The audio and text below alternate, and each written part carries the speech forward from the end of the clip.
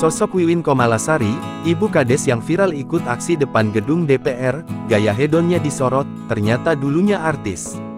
Inilah sosok kepala desa yang ikut aksi di depan gedung DPR RI, Tanah Abang, Jakarta Pusat, Rabu tanggal 31 Januari tahun 2024. Adapun aksi unjuk rasa itu digelar untuk menuntut revisi Undang-Undang Desa yang sudah disahkan oleh DPR RI. Momen tersebut beredar di media sosial yang awalnya diunggah akun TikTok kades tersebut @ratu1414, yang memperlihatkan sejumlah kades berada di depan gedung DPR. Dalam aksi tersebut terlihat salah satu bu kades yang jadi sorotan. Pasalnya, ia adalah salah satu kades wanita di antara kades sekelilingnya.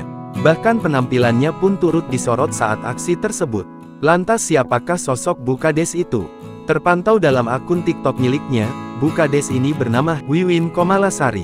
Ia diketahui merupakan kades Gunung Menyam, Jawa Barat. Terlihat dalam akun TikToknya, Wiwin ini kerap membagikan aktivitasnya sebagai kades. Ia juga terlihat sering mengikuti aksi unjuk rasa kades.